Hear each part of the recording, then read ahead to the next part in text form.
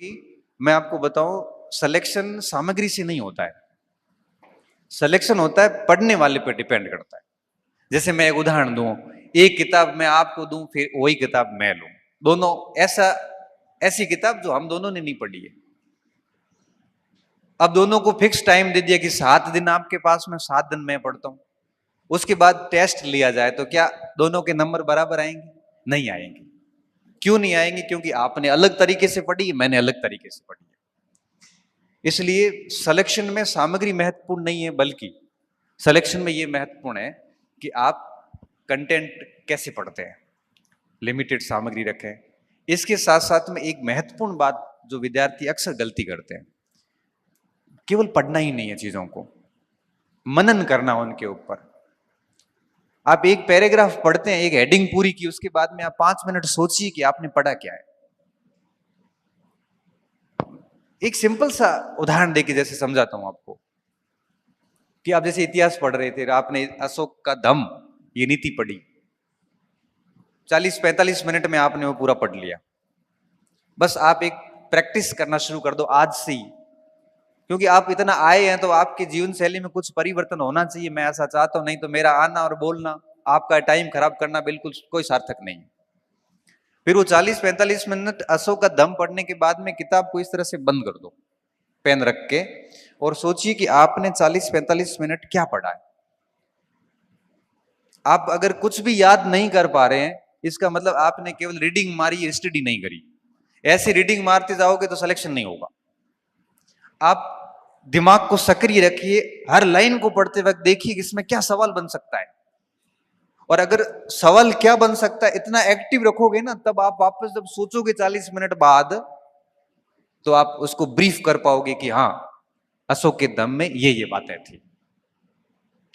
तो दिमाग को आप जो लिमिटेड कंटेंट आपके पास है, उसको लेके आप अपने मस्तिष्क को बहुत सक्रिय रख के पढ़े, निष्क्रिय ना रखें। निष्क्रिय का मतलब है लाइन टू लाइन पढ़ते जाना।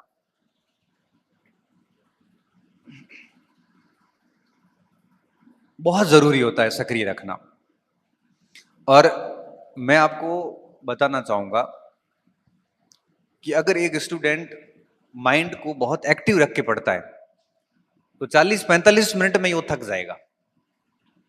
पढ़ते पढ़ते 40-45 मिनट में उसका दिमाग जवाब दे देगा।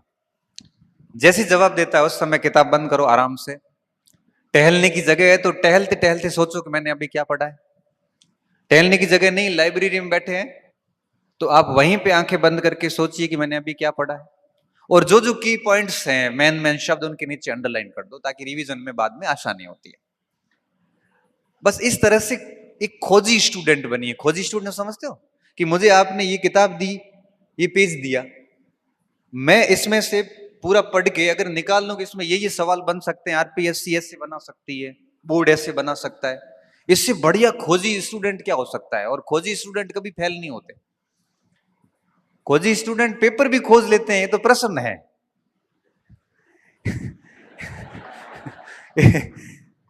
इसलिए हमारे को बहुत खोजी स्टूडेंट रहना है और कंटेंट से प्रश्न निकालने हैं, और बहुत एक्टिव माइंड्स के साथ।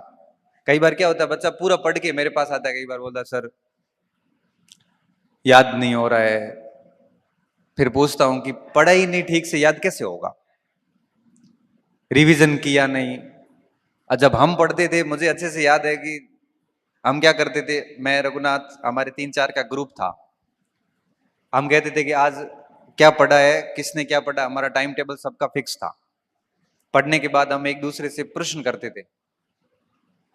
अब जैसे मौर्य काल पढ़ा या जैसे भूगोल में भूकंप पढ़ा, तो अब वो साथ वाला साथी पूछता था कि पी तरंग क्या होती, बता फटाफट शॉर्ट में 3 बातें बता दे। अब शॉर्ट में 3 बातें कहां से बताएंगे, दिमाग एक्टिव था नहीं, लाइनें पढ़ के आए हैं हम तो, और ये पिछले 2 साल से लाइनें पढ़ रहे हैं।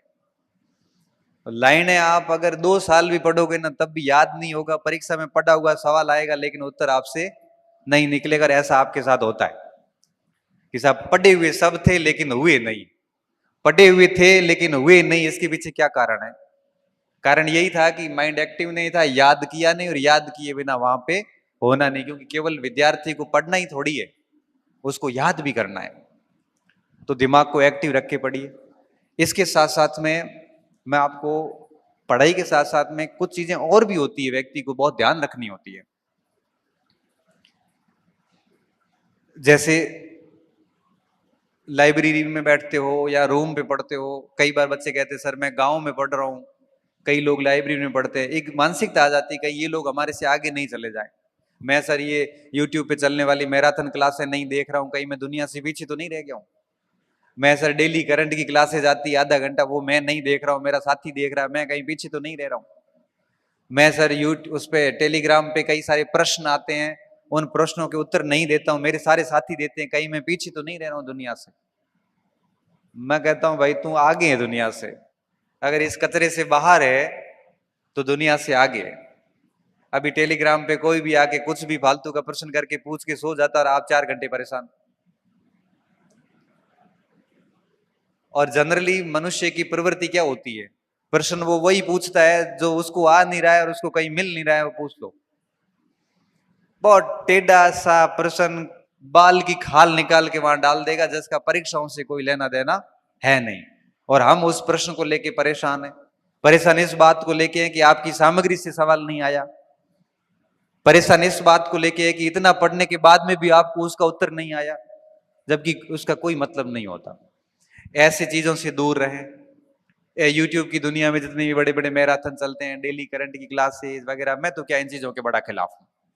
मैं तो ये कहता हूं कि ठीक है 7 दिन में एक आधा देख लो, या फिर कोई एक आधी 2 महीने की किताब लाके पढ़ लो, मेन तो सब्जेक्ट पे काम करो। ये मैराथन से कुछ नहीं होता, किताबें पढ़नी पड़ती हैं बढ़िया तरीके से। कोचिंग कर रहे हो तो कम से कम कोचिंग के बढ़िया नोट्स वोट्स से वही रटो कम से कम। लेकिन इस यूट्यूब की, सोशल मीडिया की जो आभासी दुनिया है, ये आपका सिलेक्शन नहीं करवा सकती। ये मैं आपको लिख के दे सकता हूं। ठीक है, कोई पॉइंट समझ में नहीं आया तो आप उसकी ओर जा सकते हैं।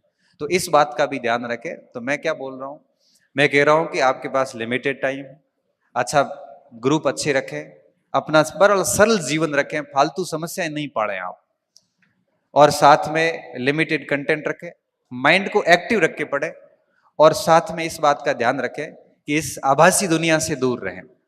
और मैं तो कई बार भी बोलता हूं, बच्चों को भी कहता हूं कि आपके पास जो मोबाइल है, सुबह पढ़ने बैठते हो, इसको कर दो फ्लाइट मोड पे।